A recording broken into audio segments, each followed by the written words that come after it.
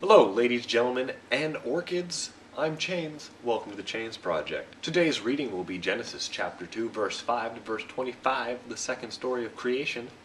Let's get started. In the day of the Lord God made the earth and the heavens, when no plant of the field was yet in the earth, and no herb of the field had yet sprung up. For the Lord God had not caused it to rain upon the earth, and there was no one to till the ground. But a stream would rise from the earth and water the whole face of the ground. Then the Lord God formed man from the dust of the ground, and breathed into his nostrils the breath of life, and the man became a living being. And the Lord God planted a garden in Eden in the east, and there he put the man whom he had formed. Out of the ground the Lord God made to grow every tree that is pleasant to the sight, and good for food. The tree of life also in the midst of the garden, and the tree of the knowledge of good and evil. A river flows out of Eden to water the garden, and from there it divides and becomes 4 branches. The name of the first is Pishon. It is the one that flows around the whole land of Havilah, where there is gold. And the gold of that land is good.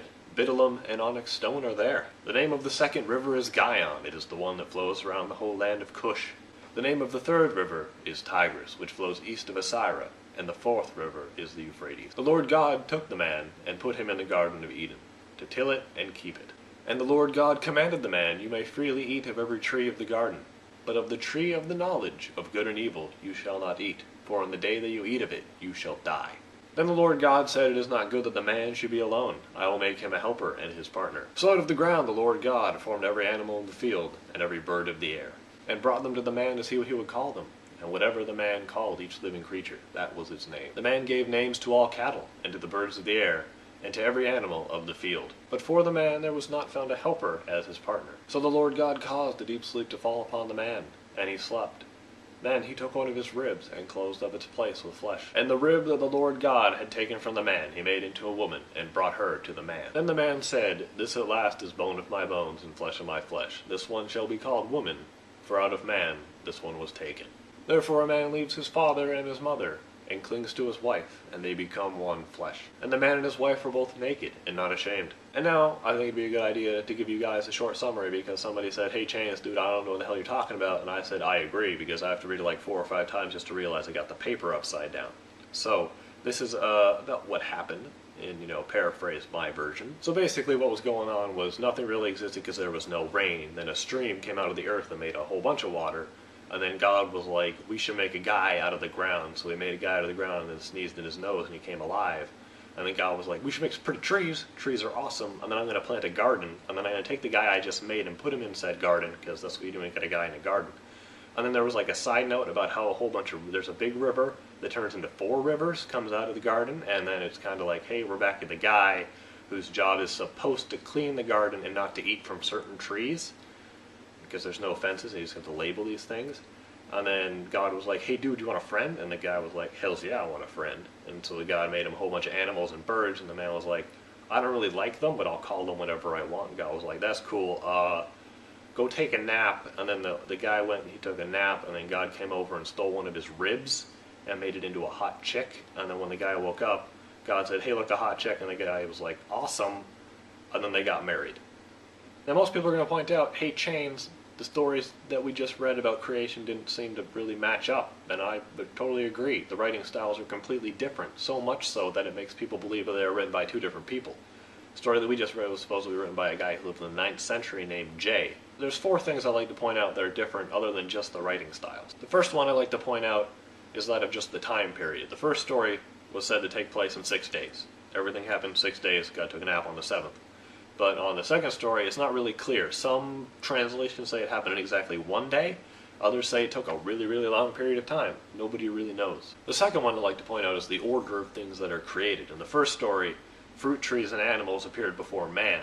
But in the second story, man appears, and then some fruit trees, and then he gets to name all the animals. And then the hot chicks appear. The third point is that everything in the first story supposedly came out of the water, but everything in the second story was made out of the ground. And the fourth and final difference that I noted was that there's no mention of fish or sea life whatsoever in the second story of creation. I find this to be proof that Jay hates fish. Now another point that people are going to make is, hey Chains, I heard some rumors there that sounded kind of familiar. Does this mean we can actually find a garden and find cool stuff? And this is true. We probably could. And most people have tried. Nobody's really found a definite answer. But a nice map I got over here shows that we've got it. The most agreed upon place is at the top of the Persian Gulf, right between Saudi Arabia, Iraq, and Iran.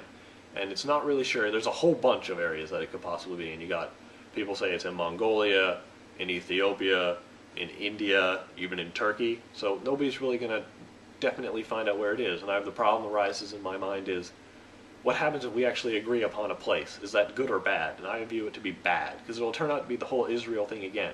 3 religions all fighting over the same spot of land that supposedly had something happen in it that a really old book said happened, and people are just going to die for no reason. And to this I hope the gardens never fail.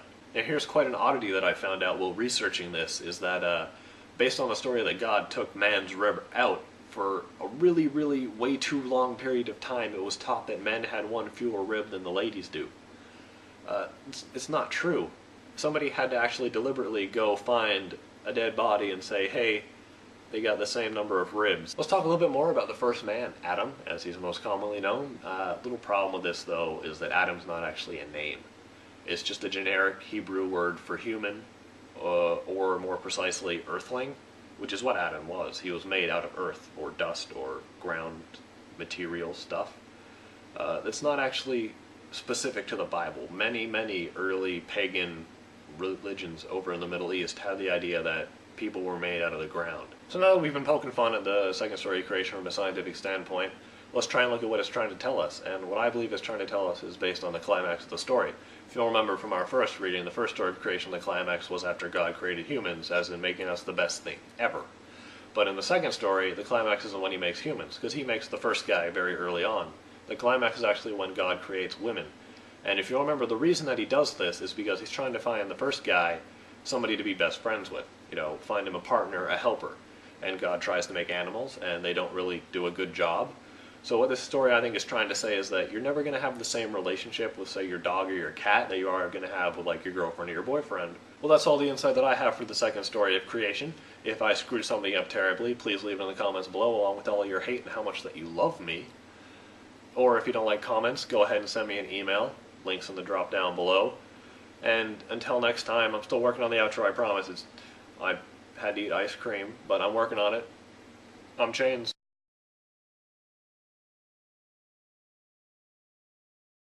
And until I think of an outro, I will think of an outro. Sink, sink, sink, sink, sink, sink, sink, sink, sink. Sink! Sinker, sinker, sink. Sink. Where do chemists put chemicals? In the zinc.